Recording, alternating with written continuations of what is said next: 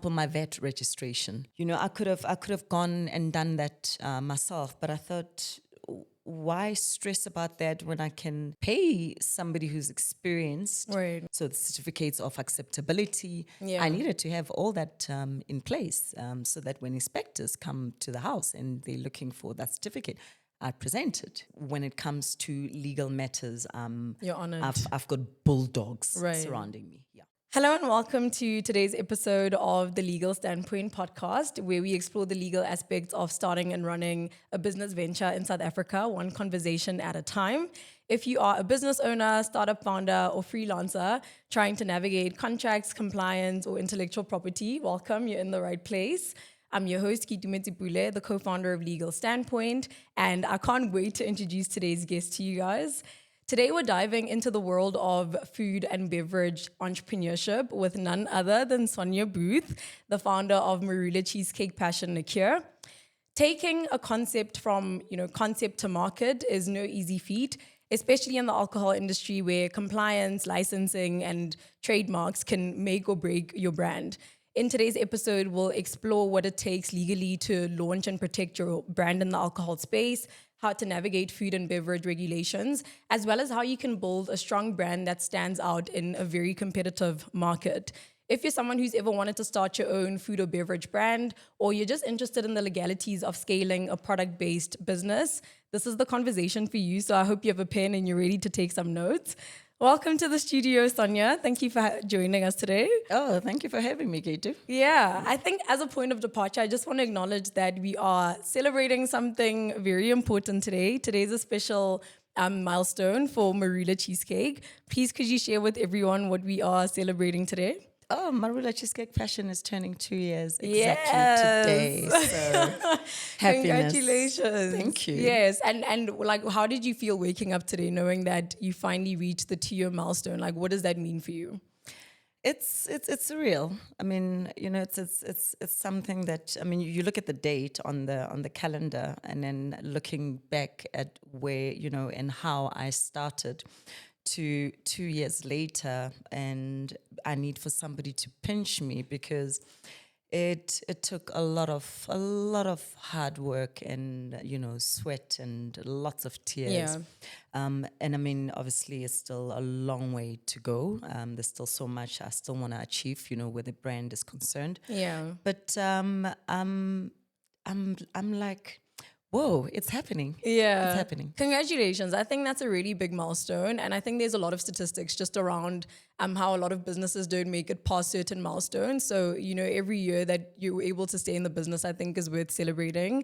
So thank you for celebrating with us and joining us in studio during your special anniversary.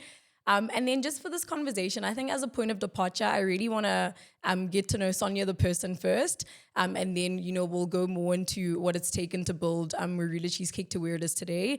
And then later we'll talk more about the legal aspects of, navigating this adventure and any practical insights that you can share with entrepreneurs to help them as well. So yeah, I think as a point of departure, you're someone who wears a lot of different hats. You are a mom, you're an author, you're a model.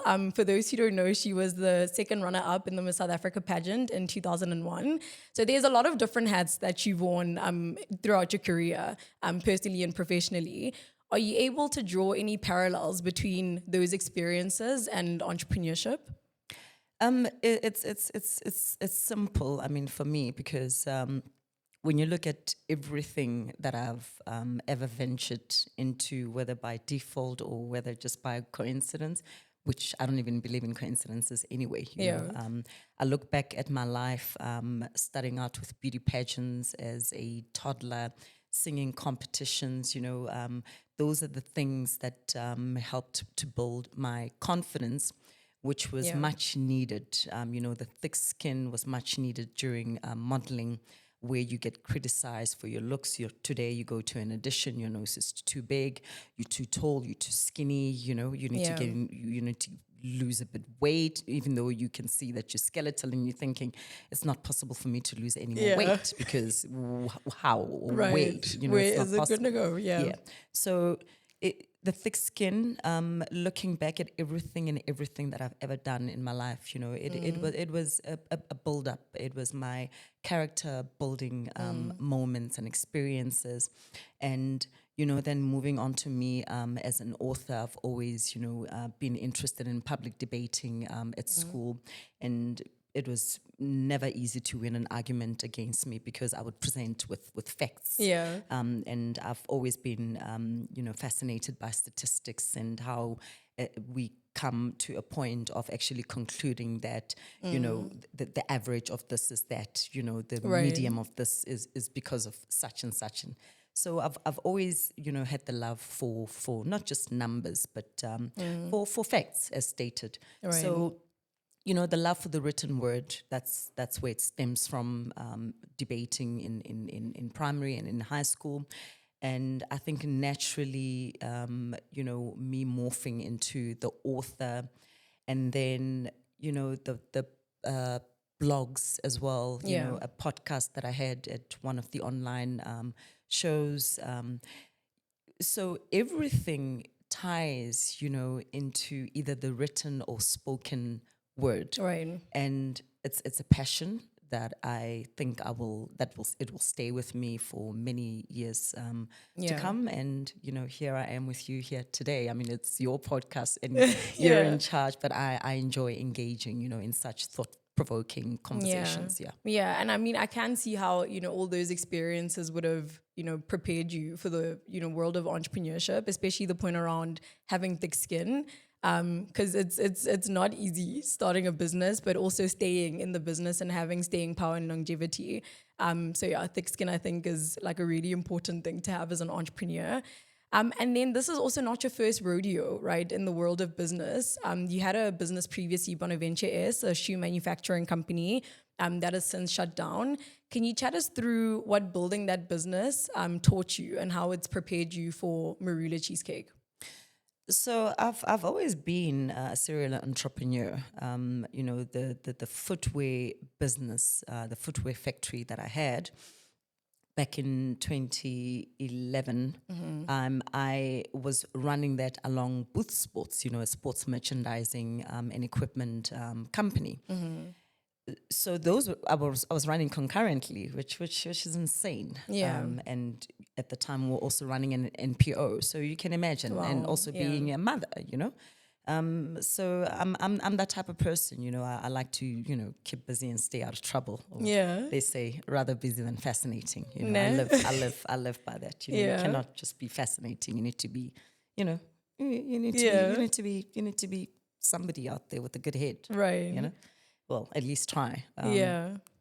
So, the footwear factory came at a time when I needed to make a decision, a family decision to move down to Cape Town, personal reasons, I think for the sake of my boys as well, that Yeah. I needed to be in Cape Town to for us to be together as a family, as opposed to me remaining in Johannesburg and being a single mother when I'm not supposed to be a single mother. Their Yeah. father is there, we're still married, and therefore, the boys could not understand why now, daddy is in Cape Town. Obviously, he's there working, and Nathan is in the middle of a school year, so Yeah. uprooting him to Cape Town in the middle of the year would have been irresponsible. So I found myself for Yeah. a good few months with the boys in Johannesburg while their dad was living at our Cape Town property, working there.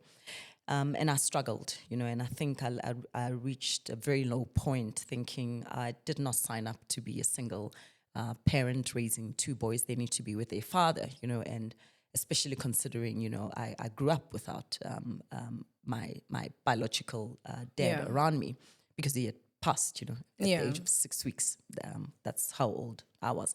So I've always known and valued the importance of especially boy children being with their father. That role model is needed. Of course, equally so for a girl. But for me personally, because I can only speak as a mother to boys, they needed their father.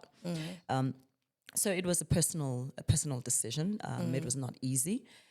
So I sold the business, and Yeah. with much regret, looking back. But like I said, everything happens for a reason. I'm now, obviously as the founder and director of MCP, I think I look back at all the lessons learned from, the businesses that I've mentioned. Yeah. And I'm grateful for all the lessons. Some people call it failure. I don't call it failure. If you learn from it, it's not failure. You take those lessons and you apply them smartly in your next venture, which is what I'm doing. Right. I get people asking me, when are you going to be in stores? When are you scaling? I'm like, I'm not rushing. Right. Just because you wanting the product in Kwaghamstad doesn't mean I'm going to make it. I'm going to Where's set up that? a shop. Yeah, exactly. Yeah. It doesn't mean the store is going to miraculously appear tomorrow. Yeah. Or it doesn't mean I'm just going to have my merchandise being sold there.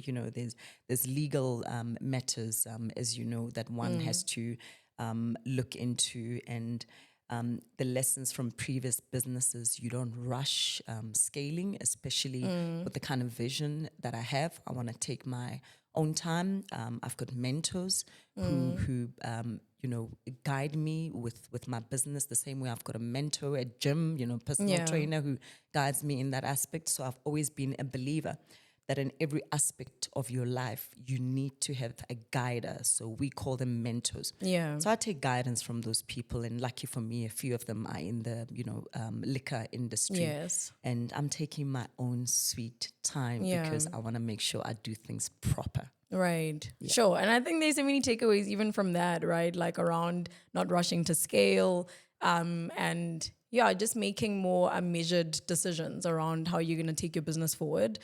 So hopefully it's going to be valuable to a lot of entrepreneurs.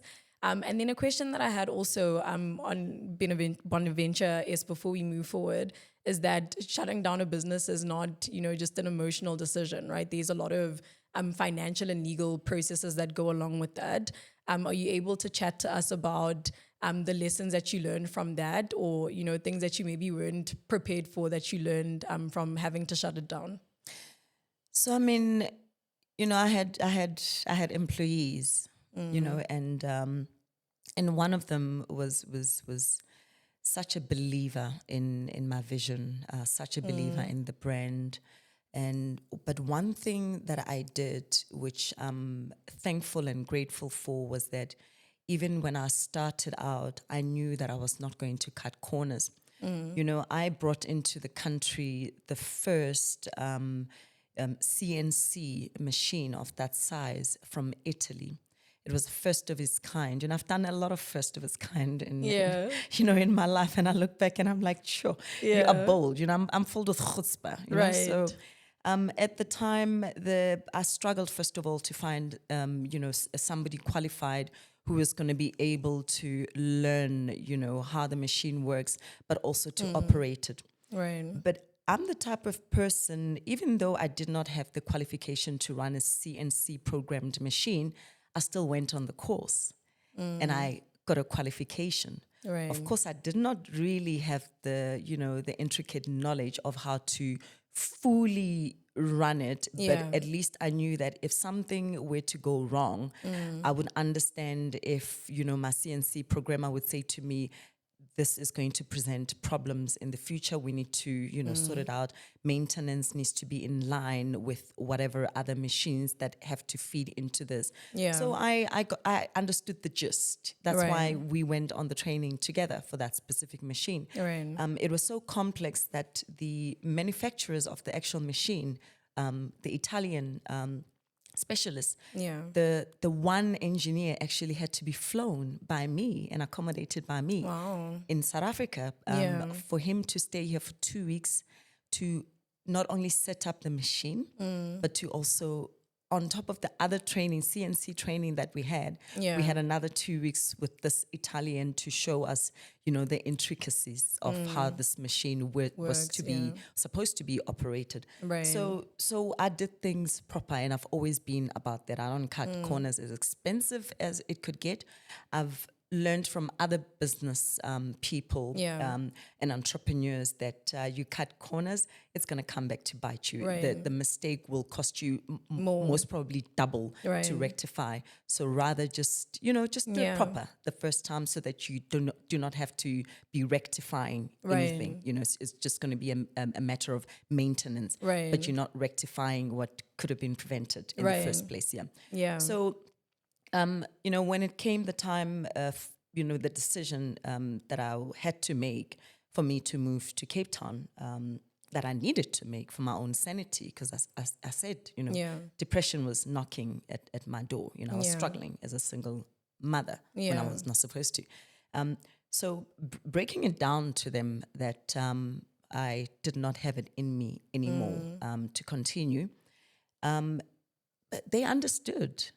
Because I Yeah. think they saw the transition, from this very high energetic, very focused, very driven, Right. very passionate, enthusiastic employer, to this person who was slowly losing herself. Right. And I think they appreciated my honesty, because Yeah. I did not have to beat up, around the bush to say, I'm struggling. I'm not able to continue with this, and it would be unfair for me to expect you to run things with me being in Cape Right. Town, because at the moment I don't have it in me. Right. Long story short, they understood. I brought in, somebody who had experience with, a business folding, and took me through the steps that they need to be compensated properly. Right. And, I'm in the public eye, so if I Right. were to cut corners and not give them what was worth to them, Yeah. I would have ended up in the papers, and I did not Probably. want that. But Yeah. beyond me just being in the public eye, it was me wanting to do the right thing, Right. to make sure that they walk out the door knowing that, hey, it turned out the way it did, but she really looked after us Yeah. financially. So when we went our separate ways, and came the time when the boys and I flew to Cape Town, I knew I did not have people who were going to be holding anything against me, and I had their blessings to move on. So it was a hard pill to swallow, very, very emotional. But Yeah. to this day, I'm still in communication with the main guy, The Italian? No, not the Italian. When I say the main guy, I mean, the CNC programmer. He even gives me Okay. recommendations on LinkedIn. Yeah. So for me to say a good 8-10 years later, where you still have that person that you had to let go of, to still be recommending you on LinkedIn, That I says think a lot, yeah. it speaks volumes. It yeah. does, yeah. Oh my goodness. Okay, so many insights from that. Honestly, I think there's like 4 main takeaways that I got from that. The first one is, you said you had to do training, just to like understand the machine a bit better. And I really think that speaks to being a lifelong learner as an entrepreneur, and especially in tech. I know this is like not a tech conversation, but we're like Legal Standpoint is in the tech space, and it's a space that evolves so rapidly, and you constantly have to develop your competencies. So I think that's like a really valuable takeaway, that you can't be comfortable with the knowledge that you have today. Like you have to proactively learn more as your business grows. So I think that's a really valuable insights for entrepreneurs from that. And I think the importance of mental health as well, I think sometimes entrepreneurs struggle with, separating themselves from their business, and it takes a toll on you, because it's not something that you have set hours for. You're working more than the 9 to 5. You're going above and beyond. So I think that's a really valuable takeaway as well, just to, be in touch with your mental health and not, I guess, sacrifice it, in building your business. And I think you mentioned also not cutting corners, which like Legal Standpoint, we also like always say, I think people think that when you're building a business, like the legalities are not the most important consideration, like all the unglamorous aspects of building a business, they shove to the side. But we always try to stress that it's more expensive, as you mentioned, to be reactive to a situation, as opposed to, staying in the beginning and really figuring out what you need to figure out, getting the right contracts in place, talking to the right people. So not cutting corners, I think, a really valuable lesson that I hope a lot of entrepreneurs will take from this conversation. And I think also just relationship building, right? Like you're saying, people that you know were in touch with like 8 years ago when the business was running are still, they still have a good relationship with you, and you're still chatting and having ongoing relationships. And I think that really speaks a lot to stakeholder engagement and just positive relationship building, which clearly you've done really well at. So yeah, that's really valuable, and kudos to you for being able to establish those relationships. And then now I want to switch gears to Marula Cheesecake, your main venture at the moment. Starting a business is a massive undertaking. It's a massive risk. There's a lot of, financial processes. There's a lot of legal considerations. Can you take us to the moment where you committed to building Marula Cheesecake? What was going through your mind, and what was the trigger to saying, okay, I'm actually doing this? It's very simple in my case. I needed to feed myself. Yeah, that's a good reason. It's simple as that. I'm not gonna try and glamorize it. Because there's nothing to glamorize. I needed to eat. I had bills to pay. I needed to look after my little one, especially because the eldest is of age. Even though he's still depending on us, but the main focus was my 14-year-old at the time, about to turn 15. Right. And I've always been very resourceful from a very young age. I started selling lollipop under the school desk during class, and by the time the lesson is done, my stock is finished and I've got money. A true entrepreneur, So it's in my blood. It's in my DNA. Yeah. So I had no choice but to establish a brand, and obviously going through the proper channels of registering it properly, because I'm one person.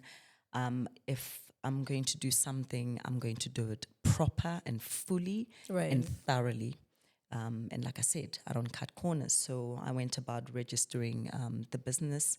I didn't really know what type of products I was going to have, but I knew the name just stuck with me. And it's surreal. You hear of people that say, I had this in a dream and a vision.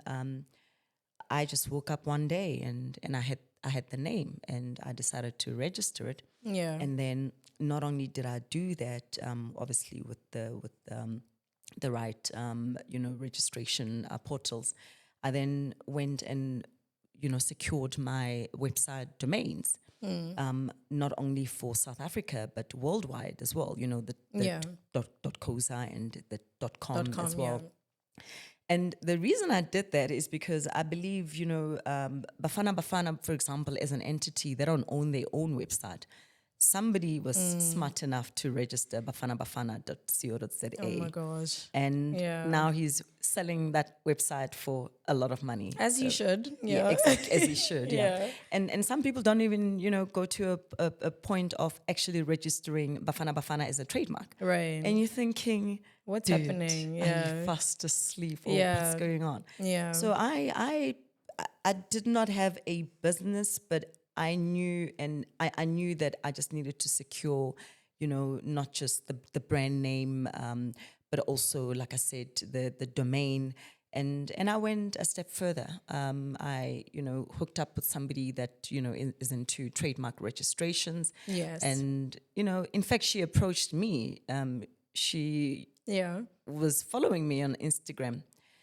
And after a few of my posts, when I launched, she reached out to me by email. She's an attorney. And she said to me, I hope you realize how massive this is, and the potential that you have in this brand of yours, because you're onto something. And she actually is one of the people that gave me the confidence, because if somebody who's into IP, trademarking, contacts you and not the other way around, she knew what she was talking about. I mean, she sees it every day. She deals with such every day. For me, that was a good confidence booster to say, oh, okay, so I am onto something. I wasn't just crazy, or it's not just this vision of mine that's just going to remain a vision. Somebody else out there can see beyond what I'm seeing right now. And I did not have the money, but I gave her the go ahead to start the process. Trademark applications are not cheap.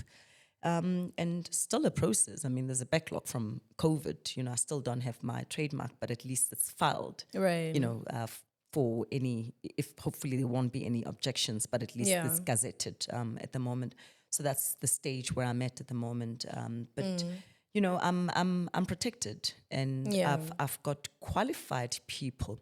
It's costly to get qualified people to do what they experienced in, but it's worth it. And like I said, I'm doing it proper the first time so that nobody comes for me and comes for all my hard work and this baby of mine that I've worked so hard on and lay claim to anything or try and swindle me, because when it comes to legal matters, you're honored. I've got bulldogs surrounding me. Yeah. That's lovely, and it's actually so relevant for our conversation because we had a conversation with Janita Stolk in one of our previous conversations on the podcast, and she's an IP lawyer, and she was, just doubling down on why intellectual property protection is so important for entrepreneurs. And again, like one of those things that people don't really think about until it's too late, and until someone wants to come and, pull the rug from underneath you.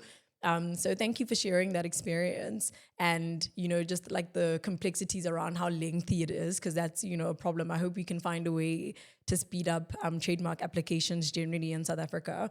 And then, you're in a space that's very highly competitive and highly regulated. So I'm curious to know about the challenges that you faced in bringing Marula Cheesecake to market, considering that the alcohol industry is so notorious for just being heavily regulated. So what challenges did you face with that? I mean, I had no experience, in the distillation processes, and ending up with a, liqueur brand, an alcoholic brand. Had no clue, but like I said, I'm a sponge, I'm all about accumulating information. That's why I'm still studying even today. I'm still wanting to enroll for a whole lot more courses. But just to go back a bit, for example, my VAT registration. I could have gone and done that myself, but I thought, why stress about that when I can pay somebody who's experienced, somebody who will make sure that, whatever hurdles, I'm not having to stress about that, because my strong point in my business, which is what I'm qualified in, my degree is marketing and business management. Yeah. So I'm going to focus on that. Right. So I hired secured the services of somebody who did my vet registration. It became his problem. He got paid and he got it sorted for me. And then also making sure that I've got accountants. I've got business accountants, plural. Yeah. Business accountants. Right. Obviously, I'm the type of person, I do my own bookkeeping, because I need to know every cent that leaves and that comes into my business, because we all know of people who, get swindled, and then before you know it, SARS is coming after you because VAT returns were not done, your books were a bit on the dodgy side, and the next thing I'm in the front pages of the newspaper that my books are not... the math is not mathing, type of thing. Yeah. So I secured the services of business accountants as well. They're on a monthly retainer. They make sure that my VAT returns are submitted. They make sure that my accounting is accounting, and that everything is proper. So I'm that person, licensing as well, liquor licensing. You get somebody to do that, because I'm not an expert in that field. So it hurts in the pocket to be paying all these people, but I want it to be somebody else's problem. But more than that, they will know, the quick processes that will get you things done. Well, if I were to even try and do it, it will take me a lot longer, to get things done. and instead of wasting all that time, the smart thing would be for me to focus on what I have the most experience in, like I said, Right. marketing and managing my businesses and going out there and doing activations and making money for the business so that I can pay all these services and make sure that everything is done proper. Right. But also, I cannot overemphasize, having mentors in different areas of, your life and your business, if it means seeking advice from a trademark or IP attorney, as you mentioned, Yeah. you do that. If it means paying, half an hour for the services, you do that in an hour. You're not sure about Right. anything, you're able to pick up your call, pick up the call and get the right information that you need, because Right. yes, Google has everything, but it's always just best to go to the expert. Right. Yeah. Yeah. I mean, and I'm so happy you came, honestly, because I think there's so many nuggets from this conversation. Everything you say, I'm like, yes, like people need to know that. Because I think, entrepreneurs are notorious at DIY. Like they are notorious at trying to do it themselves and like saving costs and No. and I mean, I understand, like when you're starting up and you don't have, a lot of budget, I understand how, you could maybe focus your effort more on like customer acquisition and marketing. And other things like that. But as you rightly said, it's really important to trust the domain experts because they know what they're doing, right? And if you DIY, that's like the same, I guess, as like cutting corners that you were saying earlier. Like you don't know what you don't know. And, if you try and do it yourself, it might come back and bite you. So thank you for sharing that. And I really hope like more people are proactive with approaching the right people, instead of trying to do it themselves. And then I think another thing that I was curious about is just business partnerships. I think in the space that you're in, having, collaborations, partnerships can be really beneficial and valuable in growing your brand. So I'm really curious about what the key terms you consider, or like what are the key considerations that you make before you go into a business partnership with another entity or another person, just to make sure that it's mutually beneficial. No, I mean, you first of all need to look at brand alignment. Are they speaking the same language as you? I've done collaborations with a massive, brand that does tonics, and it's a beautiful relationship, beautiful collaboration, because the tonics work very well with my liqueur. And for me, a brand that at the time was only like a year and a few months to collaborate with this massive international brand, it was another, confidence booster to say, really? Yeah. A collaboration with this brand? Me, And those are the kind of things that make you wake up from this surreal, I don't even know what to call it, because it's easy to underestimate what you're doing, because maybe, your level of confidence is like really low. Yeah. But then in all honesty, when you sit back and you look and you think, okay, this person approached me, this collaboration happened. Yeah. Clearly I'm onto something. Right. You hear people telling you, but then when you look at everything else, you're like, it's bigger than what I imagined, or I underestimated myself. And I always need to remind myself to get out of that zone, Right. Without getting cocky, of course, because Yeah. it's very easy for you to get cocky and think that you've made it when you actually haven't. Right. But you also need to give credit to yourself, because that's also a way of showing gratitude, because otherwise there's a risk that you might come across as somebody who's not grateful, because somebody is looking out from the outside thinking, wow, you've achieved all that, but you don't see it. Right. Does that mean you're ungrateful? And you're like, no, I am grateful. It's just that I'm still in disbelief about Right. everything that I've achieved. But you mentioned, you touched on capital briefly early on, and I just want to put it out there that it's not like I had millions sitting around. Remember I started off by saying I started the brand because I needed to feed myself, meaning my bank account was on zero, as in zero. Yeah. I went from a platinum card. I went from a private client Yeah. and a personal banker and an investment banker to zero Yeah. because of legal matters that I was going through, a divorce as well, Right. and all that. Yeah. But I'm not here for that. The reason I'm mentioning that is because it is important for me, for other entrepreneurs, Yeah. business people watching this, to know that I made sacrifices. I sold my car at the time. Yes. I sold the car without even a plan of how I was going to get my son to school the following day, of how I was going to go to my activations because I needed to push my brand. But I believed in my brand to a point where I sold my car. And lucky for me, I did not owe a bank. So the car belonged to me 100%, right? I had no debt. Right. And luckily at the time, I had no debts Right. overall. I had no debt. Yes. So I sold my car and I went without a car for a year. A lot of people don't believe this. People are like, it's not possible. You're doing activations at least twice a week. Yeah. How did you manage a year?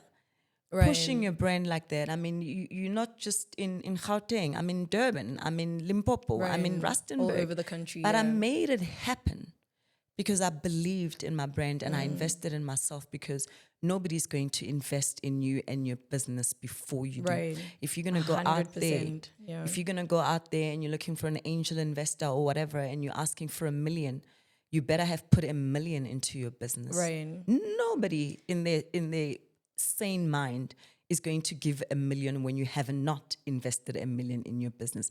It's not possible unless it's family and they've got deep pockets and they're just throwing money in your business. I did not have that luxury.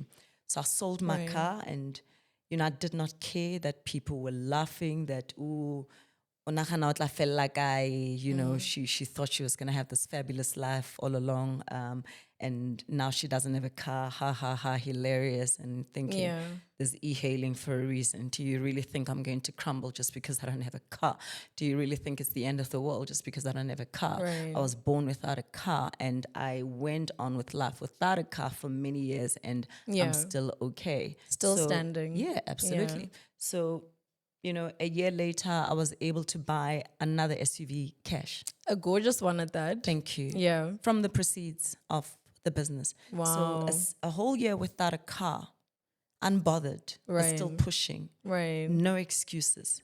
To exactly a year later, to the Yeah. day, I remember that day because it was my son's birthday when We Buy Cars came to pick up the car and they transferred the money into my account. I was happy to have the money, but then I'm like, you have the money, you don't have a car. You don't have a car. Yeah.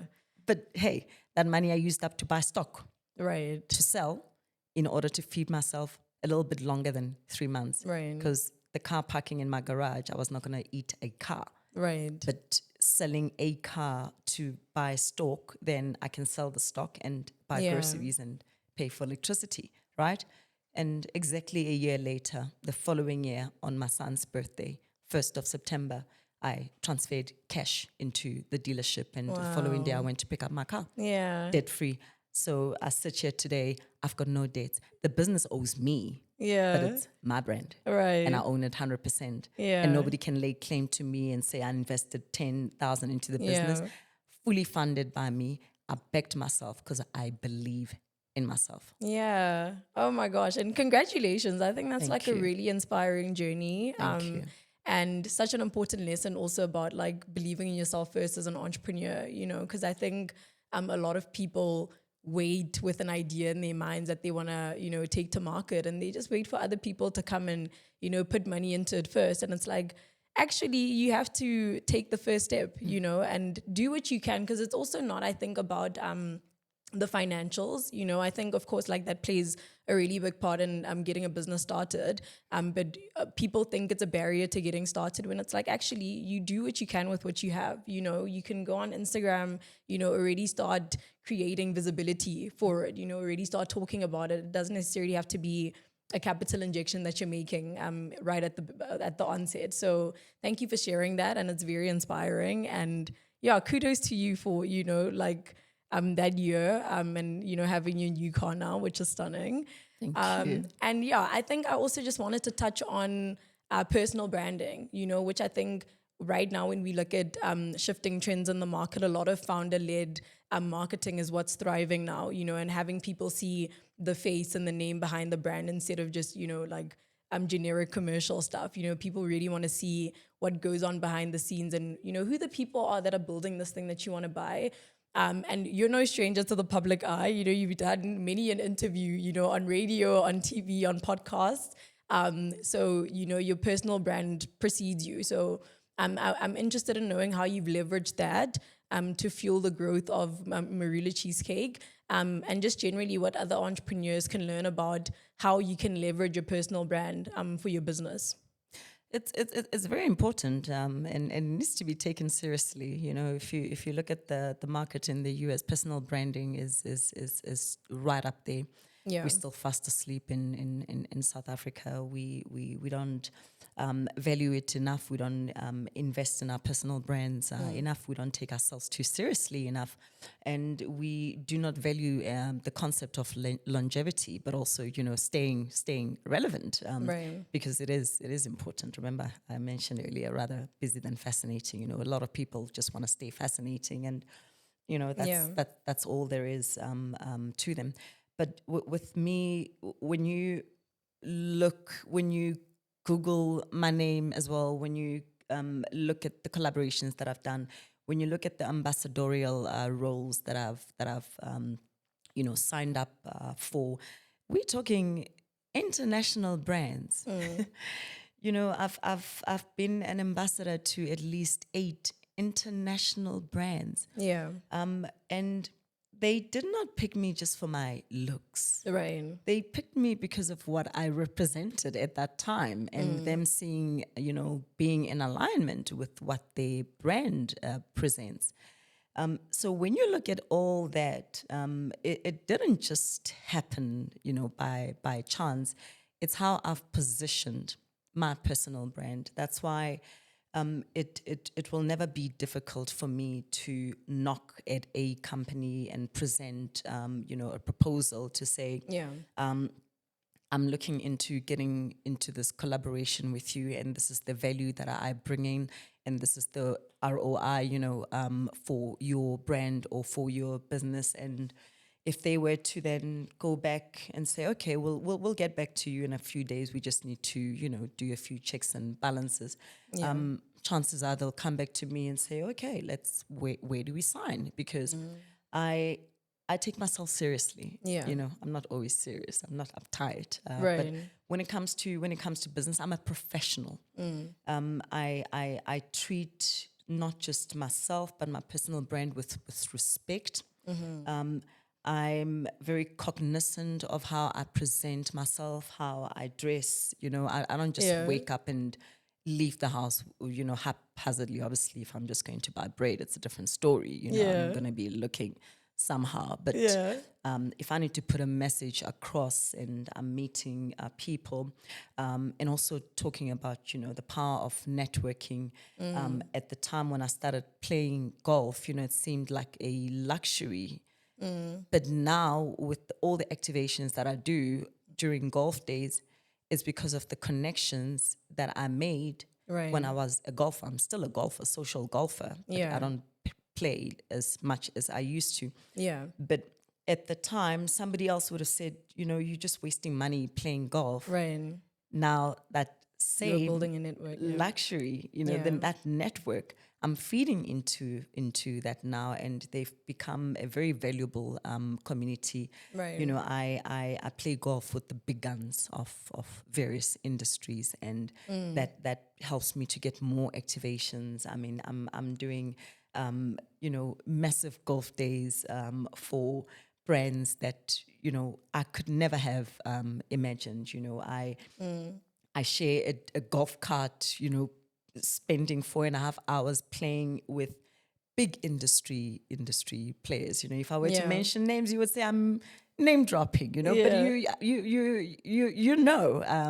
seen my Instagram, you know the type of people that I interact with. And somebody else might be thinking you're bragging, but hey, if you call it bragging, if it helps me to moved to get into a space or spaces where I need to play, because if you want to be a billionaire, you better hang around, with billionaires, Right. if you want to be with people that challenge you mentally, intellectually, better be in a room with people that will challenge you intellectually. The saying goes that if you're the smartest person in the room, you are in the wrong room. Yeah. So I'm that kind of person. And network. It's helping me. Yeah. And personal brand as well. It's helping me to align with the greater vision that I have for my personal brand and MCP as well. Yeah. And I mean, that's the thing with networks as well. Like, it's not that when you form a connection right now, it's going to pay off immediately, right? The whole point is the longevity of it and being able to tap into the network when you need to, when you start a brand, when you start a business, and you now need, the connections that you might have made a while back, and now you need to leverage that. So yeah, I think that's really like another important lesson that entrepreneurs, need to lean into. And then I just want to shift gears one last time and now focus on the legalities, right? You spoke earlier about having a trademark in place and the process with the IP lawyer. And now I'm just curious about just how you navigate contracts generally, because I imagine, with your brand and in this industry, there's a lot of contracts with suppliers, different, distribution deals, different partners, clients. So what's your take on navigating contracts? Has that been something that's easy for you? Do you have a lawyer that helps you with your contract?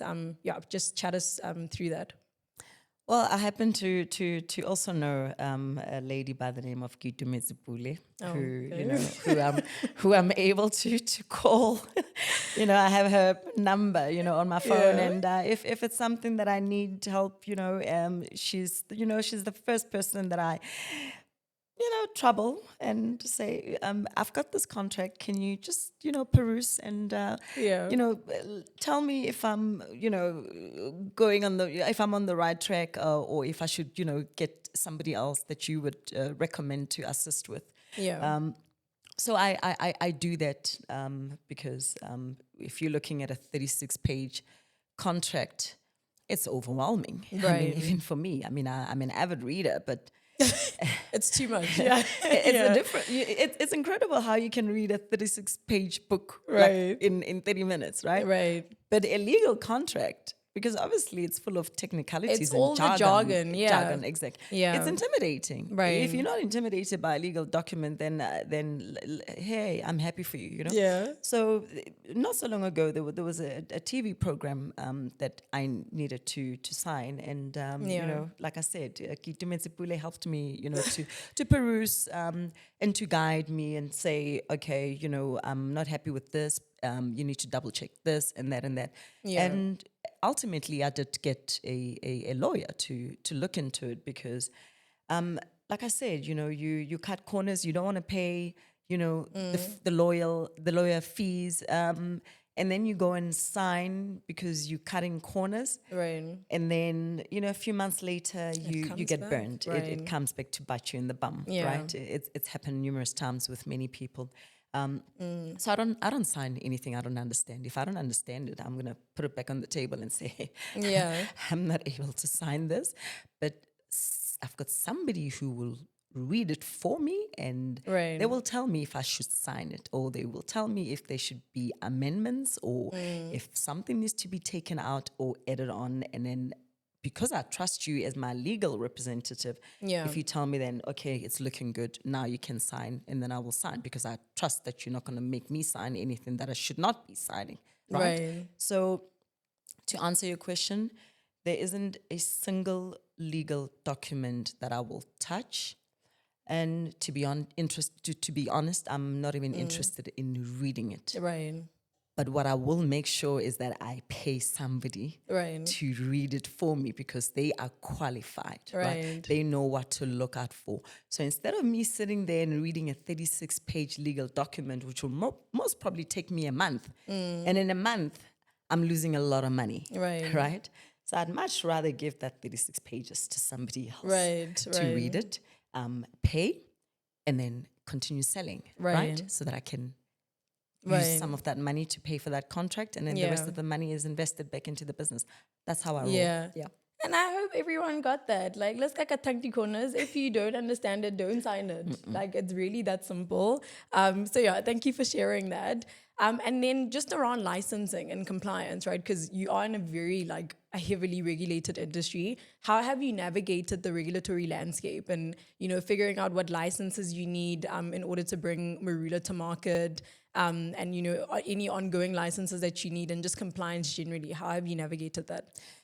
I mean, you need to educate yourself. You need to do thorough research. I mean, I'm in the liquor industry. I cannot just be selling alcohol from the house without a Right. license. There also needs to be a distribution license. There's also on-site a liquor license. There's Right. off-site liquor license. So all this was part of my homework to say, Yeah. okay. If I'm wanting to courier alcohol from my house to a customer, I need to have the proper license. And a lot of people, what they don't realize is that a liquor license is actually, it does not belong to me or the brand. It's attached to the property. So the current property where I'm Okay. staying, the liquor license is for this particular address. Right. My home is currently on sale. It's on the market. Right. So when I move to a new property, I'm Yeah. going to have to apply for another liquor license Right. because I'm no longer in that one address. So the liquor license is for the address. It's not for the brand. So Right. it's very important that you get clued up about the different aspects of the business, and to make sure that if you are not sure, again, you acquire the services of Right. an expert, somebody who does liquor licensing. Right. Pay them. Get Yeah. them to do all that hard work because they will know the right license for you. Because just now you go and spend 45K because they're not cheap. Liquor license is not cheap. Right. So now imagine, getting a liquor license for this particular address. And then now a few months down the line, the property has been sold.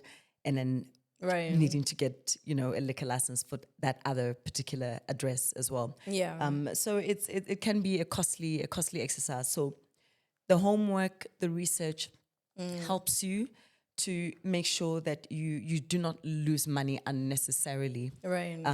But then, of course, you make sure that everything is done properly, because, if people are looking for documents, I need to get the right certificates as well, because I also sell alcoholic popcorn. So the certificates of acceptability, Yeah. I needed to have all that in place so that when inspectors come to the house and they're looking for that certificate, I present it. Right. So you do things proper. Right. That's it's simple as Yeah. that. Yeah. And I think there's something so underrated that you just said that's really important, just around how, yes, of course, if you have domain experts that you can consult and, like check with them, do that. But that doesn't eliminate the fact that you have to do your own research as well, right? Because now you don't want to be entrusting everything to third parties and not have any clue about what's happening, because that could also be problematic. Okay, awesome. And I think just, like to wrap up, because I think we have like 2 minutes left, we could go on and on. But what's the next step for Marula Cheesecake Passion? Like what's the vision that you have for it? Where to next? So, this is all happening during the week of, our 2-year anniversary. But I think on Monday I woke up to incredible news from a retailer that they've accepted me, to have my brand, Congrats. as one of their products. I won't share now, but I will send you the screenshot because I trust you. Yeah. But I can't share now until signed, until it's done, because I'm going through seller training at the moment. I started yesterday, and this is one of the top retailers in the country. Yeah. So people have been asking me, when are you scaling? When can we find your product in every corner of the country? Coming I'm able to now. Yeah. So it's like I need for somebody to pinch me, because this was on Monday. Today is Thursday, and we're turning 2 years. God's timing is incredible, because I prayed for all this. You know, I don't want to get into religion too much, but I look back to how I started and how the brand came about. And when I speak of his timing, the fact that on Monday I got the news from the retailer on the same week that I'm turning 2 years old, and grace is incredible. Right. Grace is something else. Yeah. So you asked me what's next for MCP. I'm ready to scale. I'm scaling, and you know, I'm starting in South Africa, obviously. Eswatini wants the brand. Botswana wants the brand. Mozambique wants the brand. I was waiting for Personal Matters to finalize the deal in Brazil as well. Oh my goodness. And now that the Personal Matters are done, and now that I'm ready to scale, sure, I'm in disbelief. But be assured that you're gonna be on a cruise anywhere in the country, and you're gonna be able to buy Marula Cheesecake Passion Liqueur, and you're gonna have it on your deck overlooking the ocean. So amazing. That's my vision. You're gonna go through you know, whether transit or not at the airport and duty free, you're gonna be buying MCP. You're gonna be able to buy MCP because it's gonna be on the shelves. Those are my plans. And one thing about me, you know, when it comes to resilience, when it comes to manifesting, but not just manifesting and stay daydreaming and sleeping all day and thinking that manifestation will just work on its own. I actually put in the work. Everything that I've just shared now about the availability of my products will come to fruition within the next 6 months, because I'm that hard worker, not just hard worker, smart worker. And when I put my vision, you know, on paper, and I match it with the hours of work, which is ridiculous hours. I work an average of 12 to 14 hours a day. That's why my eyesight is failing, but I'm not complaining. So, but I mentioned earlier, I invest in my brand, I invest in my business, and there's no stopping me.